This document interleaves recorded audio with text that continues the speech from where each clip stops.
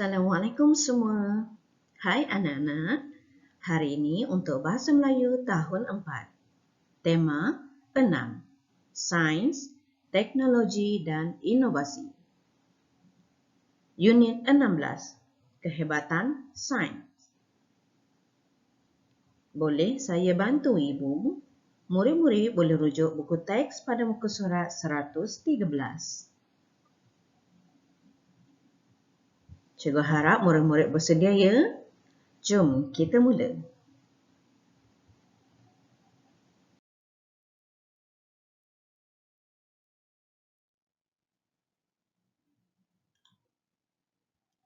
Hari ini kita akan memfokuskan tata bahasa. Jadi untuk latihan hari ini, murid-murid akan menggunakan buku tulis tata bahasa. Jom kita mula. Hari ini kita akan belajar mengenai ayat majmuk.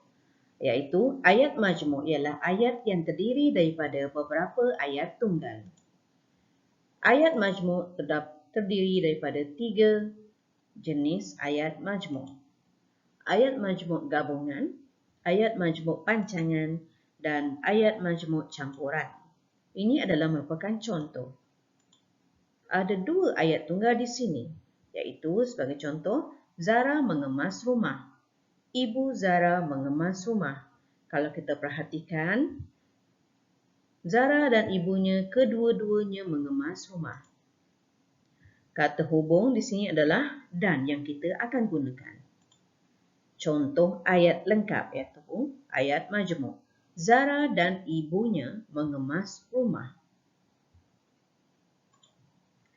Ayat majmuk gabungan biasanya akan digabungkan dengan menggunakan kata hubung sebagai contoh dan, serta, atau, tetapi, sambil, untuk, bahawa, manakala dan sebagainya.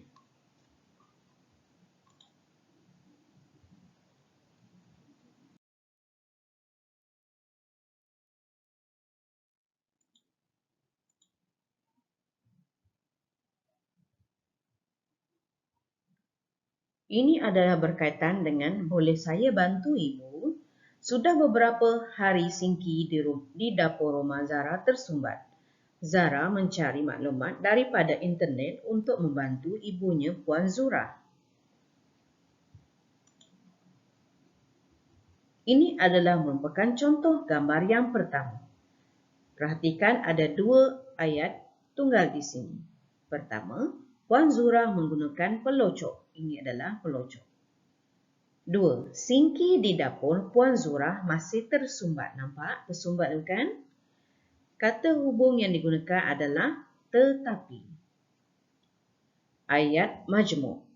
Puan Zura menggunakan pelocok tetapi Singki di dapurnya masih tersumbat.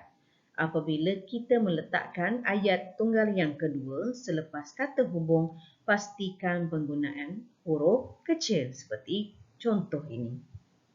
Kita pergi kepada gambar yang kedua. Gambar yang kedua ini ada dalam paparan buku teks murid-murid. Contoh ayat tunggal yang pertama. Zara melayari internet menggunakan tablet. 2. Ibu Zara melayari internet menggunakan tablet. Kata hubung yang diberikan iaitu dan. Agaknya, apakah ayat majmuk yang akan terbina? Jom kita lihat. Zara dan ibunya melayari internet menggunakan tablet. Ini adalah merupakan ayat majmuk.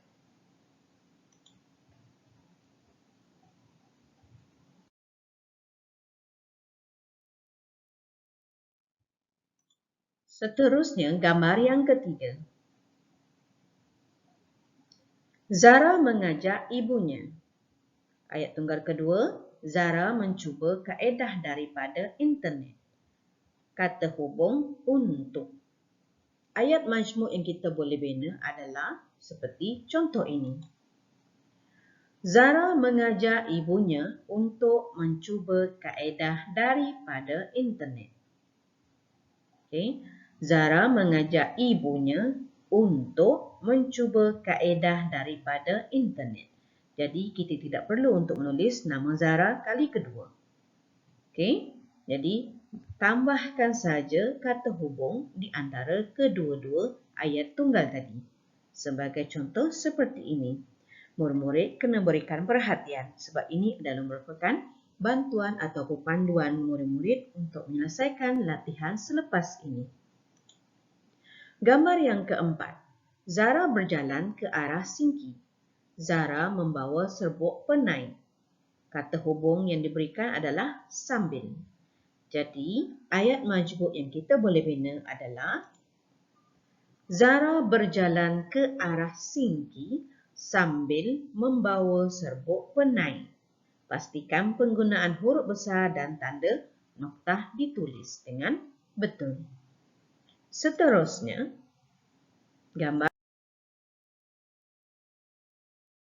yang kelima. Zara memasukkan serbuk penai ke dalam lubang Singki. Ayat tunggal kedua, Ibu Zara mencurahkan cuka. Kata hubung yang diberikan iaitu manakala. Ayat majmuk yang lengkap adalah Zara memasukkan serbuk penai ke dalam lubang Singki manakala ibunya mencurahkan cuka. Jadi murid-murid, cikgu harap video ini dapat membantu murid-murid untuk menyelesaikan tugasan pada hari ini.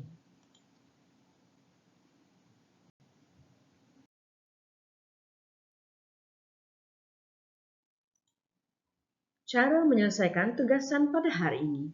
Murid-murid, buku teks iaitu pada muka surat 113. Itulah latihan murid-murid. Pertama, salin soalan iaitu dua ayat tunggal ini. Rujuk buku teks muka surat 113. Sebagai contoh, kalau gambar kelima, tulislah gambar 5. Tuliskan ayat tunggal rujuk buku teks dan tulis ayat majmuk yang lengkap dengan kata hubung. Sebagai contoh, seperti ini. Murid-murid tidak perlu untuk melukis gambar petak ini ataupun kotak ini. Cukuplah sekadar untuk menulis ayat majmuk yang lengkap berdasarkan penerangan cikgu tadi.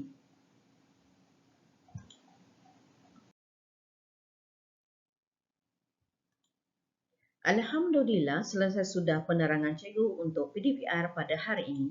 Cikgu berharap murid-murid dapat menjadikan video sebagai panduan untuk menyelesaikan tugasan. Terima kasih semua yang telah mengikuti PDPR pada hari ini. Cikgu berharap agar semua tugasan dapat diselesaikan dengan segera, jangan bertangguh. Segala hasil kerja akan cikgu rekodkan untuk penilaian PBD secara berterusan sepanjang PDPR ini. Jika tiada hasil kerja yang dihantar, maka cikgu tidak dapat menilai anak-anak sekalian. Sebelum terlupa, klik kehadiran bagi yang belum, yang sudah klik, Alhamdulillah, terima kasih. Mohon maaf sekiranya ada kesilapan tutur kata dan bicara sepanjang PDPR pada hari ini. Sekian saja daripada cikgu hari ini. Assalamualaikum warahmatullahi wabarakatuh dan bye. Sehingga kita berjumpa lagi.